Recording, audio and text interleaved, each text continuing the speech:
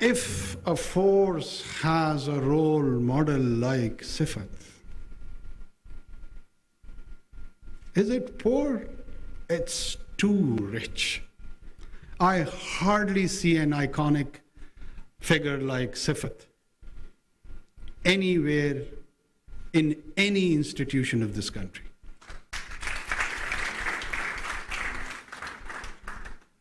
Yes, there are challenges. There are challenges, and let me share the challenges which I feel that during this small stint of mine, I've been approached by two former martyred families to the rank of DIGs, where they have not been treated according to what they deserve. So this is the kind of comradeship, this is the kind of institutional arrangement we have and we have towards those families.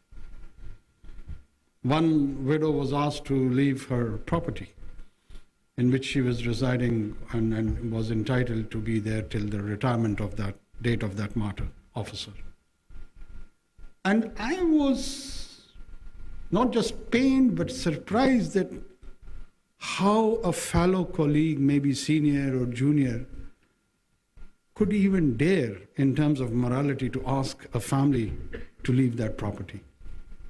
Well, I had to do what I had to do, but I'm just reflecting that if this is happening to the family of a former DIG rank officers, think about the Sipahi Shabana who got martyred in Swat. Who knows where the husband and children of Shabana are? Even we know the name of Shabana. And how many Shabanas are there? It's just a count for us. 1, 2, 10,000, 2,000, I don't know. I honestly don't know. Counterterrorism, organized crime, I have always believed there are two noble professions who have been underinvested and mistreated in this country in particular, and that is nursing and police. And I've been constantly advocating this, that we need to rebrand them. And when we need to rebrand them, we want to put resource in that.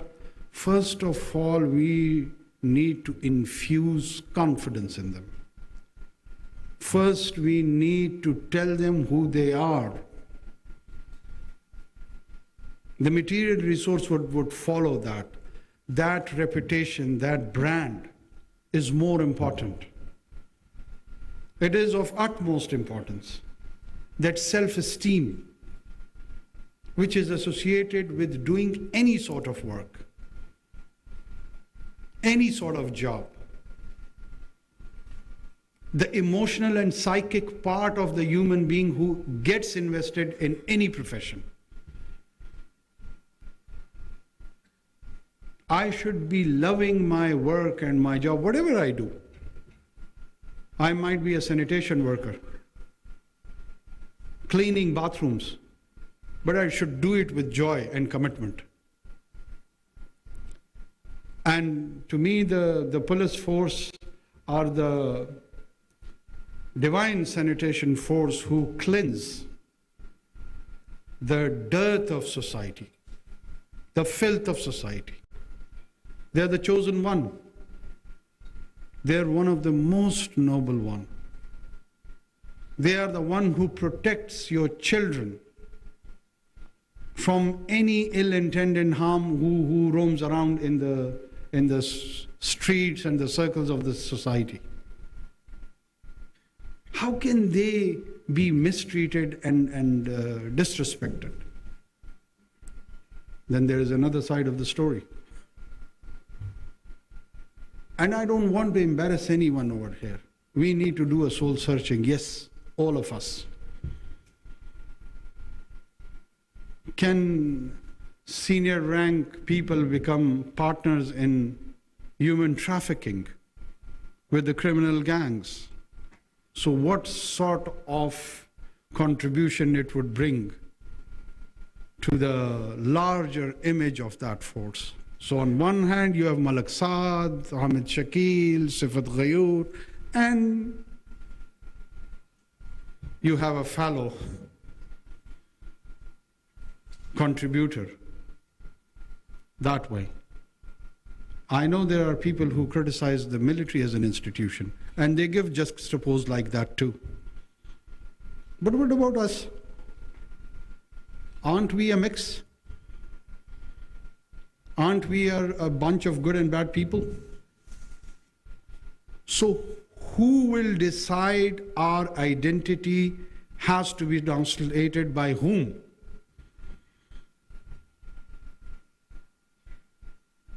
There is a huge debate about the human rights violation and in the manner the police force takes on terrorists particularly.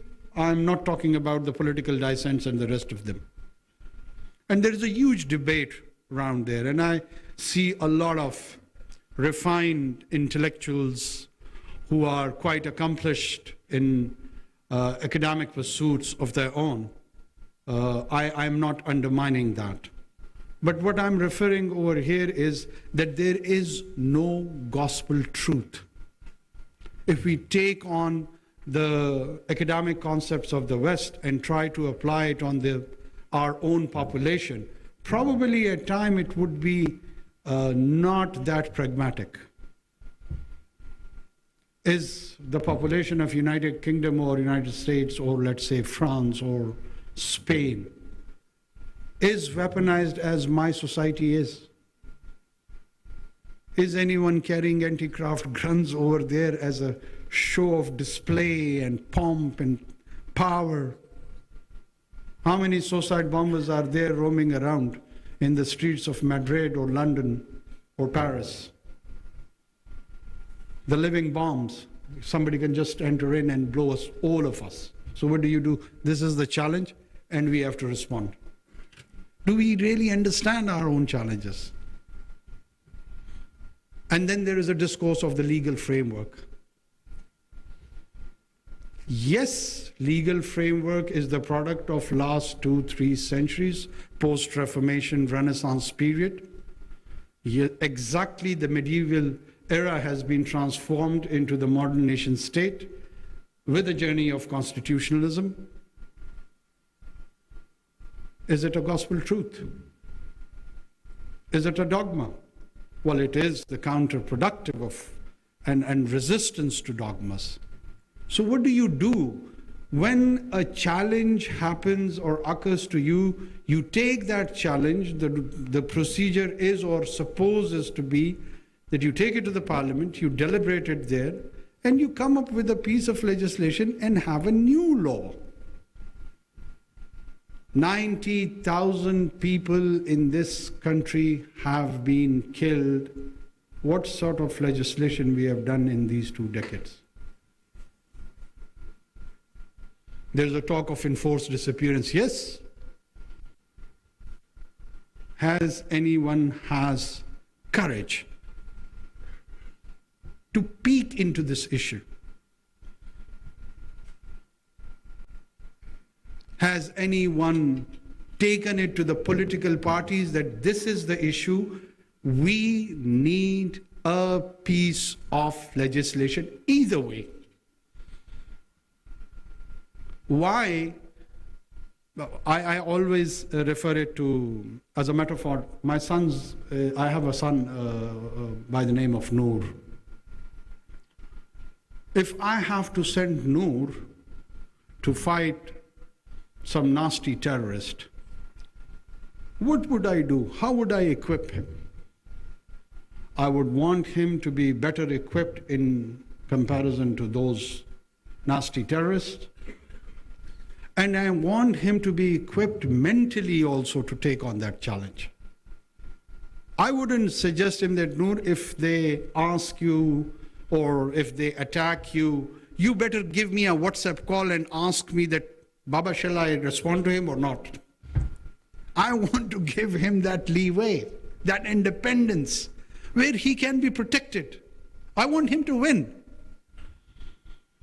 So there are so many Noors sitting here. What do I do? What have I done? Have I strengthened them? Have I given them those legal tools? Forget about the rest of the resources. I'm a poor man representing a poor nation. I might not be having resources materially. What does it take to pass a piece of legislation? 1 hour? 2 hours? And whenever it is required and it is needed, what sort of legislations we do, all of us, we are witness to that. I don't want to disparage and embarrass anyone. We haven't done it. I am very much pained the way we have handled this entire anti-terrorism campaign. The lack of resources on the material account is altogether a different story. First of all, we are not, in my opinion, we are not clear. A man who is willing to be violent in this society is at times treated as an equal shareholder with the state who has got the monopoly on violence. Let's decide it once and for all. Is there any inherent right to any group? And by the way, we have enshrined it in Constitution also, these all constitutional, the lovers of constitutionalism, that no individual or group can raise a violent militia.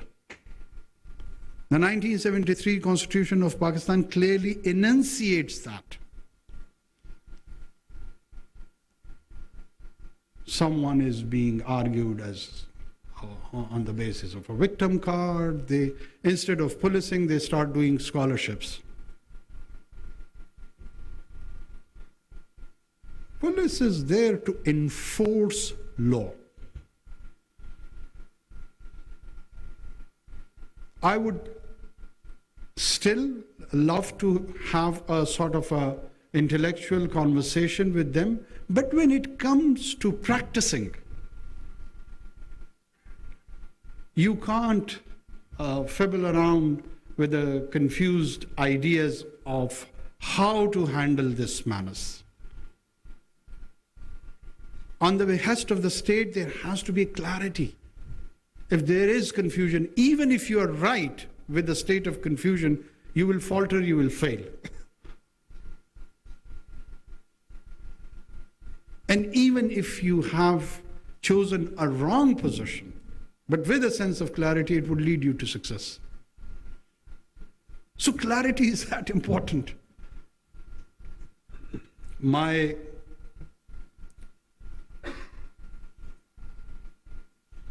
deep appreciation for this force. Our internal order, which is a constitutional order, and that order is sacrosanct. Any society cannot afford a chaos. As an historian once quite rightly described it, I don't want to be associated with controversial comments, but they once said that it is better to have few centuries of tyranny rather than few weeks of anarchy. So anarchy is unfathomable and unacceptable. And you are the one who are the custodian to protect us from that anticipated disorder. You are the front line. You are the main defense line. And when I say it's not just the leadership, from Sipahi to the general officer, all of it, there is a lack of comradeship. There is a lack of institutional bondage. I'm so happy to see at least this one association as that. I wish we could translate it more. If even you compare it with the institution of military, why can't police have some welfare programs? There are, but few. There are. I'm aware of those. But there are very few.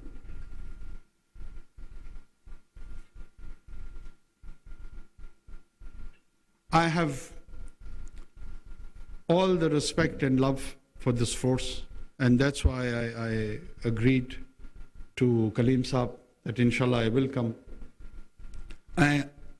always try to think how we can improve the situation and the imagery. The most important thing is its imagery. And I know a few of you, the suggestions of your leadership, they change the uniform. Image doesn't change with the uniform. It changes with attitude. Let's wear shalwar kameez, doesn't matter. Let's wear a khaki or a blue or any color. It changes, but it changes with attitude. And I'm very proud that I have a lot of personal friends in this force with whom I have been enjoying a long life relationship. And they have been a source of inspiration, a learning to me in my personal capacity. I have learned a lot while having a very healthy conversation with many potent and accomplished police officers. And I see them as a beacon in the civil services of this country. But there needs to be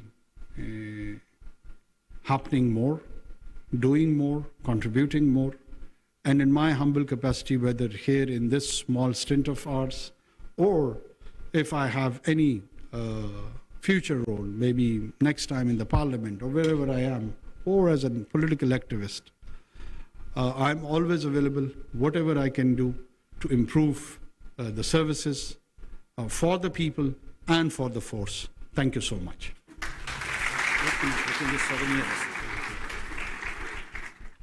police के साबिक inspector general की 7वीं सालाना conference से वजीर